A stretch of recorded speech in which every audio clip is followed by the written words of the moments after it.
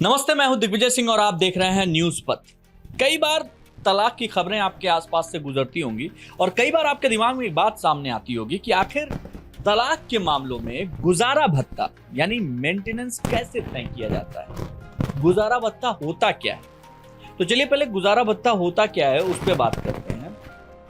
गुजारा भत्ता एक वित्तीय सहायता है जो एक पति या पत्नी को तलाक के बाद दूसरे पति या पत्नी के द्वारा दी जाती है। मतलब आप पति पत्नी है, तलाक हो गया तो पति आपको देगा या पत्नी आपको देगी, पत्नी भी दे सकती है। ये आमतौर पर उस व्यक्ति को दी जाती है जो आर्थिक रूप से कमजोर होता है। गुजारा भत्ता का जो उद्देश्य होता है वो क्या होता है? ये सुनिश्चित करना कि दोनों पक्षों के बीच वित्तीय असमानता को कम किया जा सके। भारत में गुजारा भत्ता की जो राशि है उसको निर्धारित करने के लिए कई कारक उसमें हैं, कई बातें हैं उसमें, और सर्वोच्च न्यायालय ने गुजारा भत्ता की राशि तय करने के लिए 8 पॉइंट्स रखे हैं और इनको दिशा निर्देश दिया गया है कि इनको ध्यान में रखते हुए गुजारा भत्ता की जो राशि है वो तय की जाए। तो ये क्या क्या है? दोनों पक्षों की सामाजिक और वित्तीय स्थिति। पहला, दोनों पक्ष का अपना एक सामाजिक स्थिति होगी, उनका समाज में कैसा रुतबा है, उठना बैठना क्या है, वित्तीय स्थिति उनकी कैसी है, क्या कमाते हैं, कैसे कमाते हैं, किस तरीके से कमाते हैं। पत्नी और आश्रित बच्चों की आवश्यकताएं। दूसरा नंबर, जो पत्नी है या फिर अगर आश्रित बच्चा है तो उसकी जो मूलभूत आवश्यकताएं हैं वो क्या क्या है, इनका भी ध्यान रखना है। दोनों पक्षों की शिक्षा और रोजगार की स्थिति, दोनों पक्षों में कौन पढ़ा लिखा है, कौन अनपढ़ है और उनके रोजगार की स्थिति क्या है, क्या वो रेगुलर इनकम कर रहे हैं या फिर वो दिहाड़ी पे काम कर रहे हैं। तीसरी बात ये है।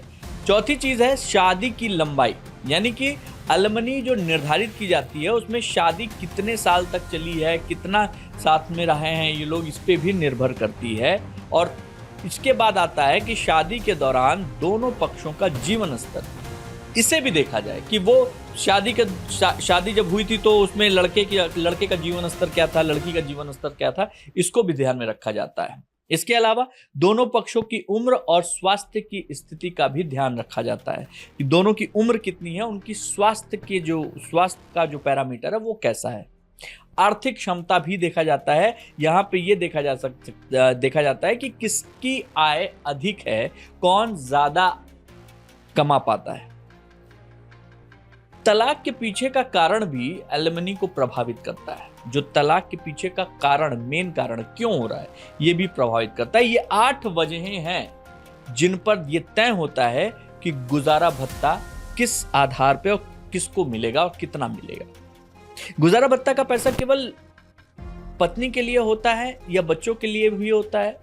ये एक सवाल आता होगा आपके मन में। तो ये पैसा सिर्फ पत्नी के लिए नहीं होता, बच्चों को भी दिया जा सकता है। जबकि जब पति पर उसकी पत्नी और नाबालिग बच्चे निर्भर होते हैं तो अदालत आमदनी को विभाजित करने का आदेश देती है ताकि सभी की आवश्यकताओं को पूरा किया जा सके। हाल ही में दिल्ली हाईकोर्ट ने एक मामले में निर्णय दिया था कि यदि पति की आमदनी पर उसकी पत्नी और नाबालिग बच्चे निर्भर हैं तो उसकी कुल आमदनी को 4 हिस्सों में बांटा जाएगा। इसमें से 2 हिस्से पति को और बाकी 2 हिस्से पत्नी और नाबालिग बच्चों को दिए जाएंगे। उदाहरण के लिए, यदि पति की मासिक आमदनी सपोज 14,000 रुपए है तो पत्नी को कुल आमदनी में से 6500 रुपए गुजारा भत्ता पति को मिलेगा और पत्नी को उसमें 4,000 और 2,500 रुपए बच्चे को मिलेंगे। गुजारा भत्ते का सीधा सा उद्देश्य है कि इसमें यह सुनिश्चित किया जाए कि तलाक के बाद दोनों पक्षों के बीच वित्तीय असमानता को कम किया जा सके। जब एक पति या पत्नी आर्थिक रूप से कमजोर होता है तो तब वित्तीय सहायता बहुत जरूरी होती है।